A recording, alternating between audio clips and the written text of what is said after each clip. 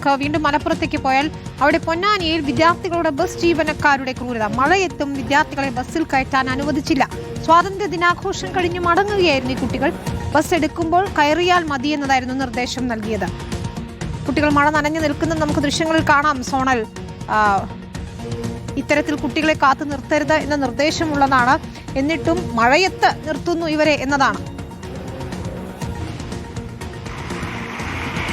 തീർച്ചയായിട്ടും പൊന്നാനിയിൽ നിന്നുള്ള ദൃശ്യങ്ങളാണ് നമ്മൾ ഈ കാണുന്നത്. ബസ് കയറാൻ വേണ്ടി ആ പരിസര പ്രദേശത്തെ സ്കൂളിലുള്ള വിദ്യാർത്ഥികൾ പൊന്നാനി ബസ് സ്റ്റാൻഡിലേക്ക് എത്തുന്നു. പക്ഷേ CT ആണ് നൽകുന്നത്. അതായത് കുട്ടികൾ സീറ്റ് കൊടുത്ത് പോകുന്നതിനായതിനാൽ പോകുന്ന സമയത്ത് ബസ് അവിടെ നിന്ന് പുറപ്പെടുന്ന സമയത്ത് മാത്രം കയറിയാൽ മതി എന്ന് പറഞ്ഞുകൊണ്ട് കുട്ടികളെ ഡോറിൻ്റെ സമീപം നിർത്തുന്ന സാഹചര്യം. നല്ല മഴയുണ്ട്, നമുക്ക് ആ ദൃശ്യങ്ങളിൽ കാണാം. കുട്ടികൾ മഴ നനഞ്ഞ് നിൽക്കുന്നുണ്ട്. അതിനിടയിൽ കണ്ടക്ടർ ആ ബസ്സിലേക്ക് കയറി പോകുന്നൊക്കെയുണ്ട്.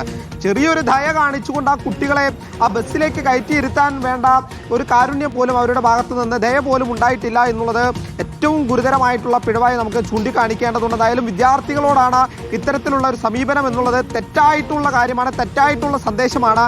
കുട്ടികളെ ഇത്തരത്തിൽ നിർത്തരുതെന്ന നിർദ്ദേശം വരെ സർക്കാരിൻ്റെ ഭാഗത്ത് നിന്ന് ഉള്ളതാണ്. അപ്പോഴാണ് അതൊക്കെ കാറ്റിൽ പറത്തിക്കൊണ്ട് വിദ്യാർത്ഥികളെ മഴയത്ത് നിർത്തി ഇത്തരമൊരു അനുഭവം ഉണ്ടായിട്ടുള്ളത്. പൊന്നാനി ബസ് സ്റ്റാൻഡിലാണ് ഇത് നടക്കുന്നത് എന്നാണ് നമുക്ക് മനസ്സിലാക്കാൻ കഴിയുന്നത്. എന്തായാലും സ്വകാര്യ ബസ്സാണ്, CT വിദ്യാർത്ഥികളായതുകൊണ്ടാണ് അതിൽ ആദ്യമേ കയറ്റാൻ കഴിയാത്തത് എന്നുള്ളതായിരുന്നു അവരുടെ ഒരു വിശദീകരണം. ആ ബസ് പുറപ്പെടുമ്പോൾ മാത്രം കയറിയാൽ മതി എന്നുള്ളതായിരുന്നു ബസ്സിന്റെ കണ്ടക്ടർ ഉൾപ്പെടെ അവരുമായി പറഞ്ഞത്. ക്രൂരത എന്നല്ലാതെ എന്താണ് പറയേണ്ടത്? കുട്ടികളെ മഴയത്ത് നിർത്തിയിരിക്കുകയാണ്.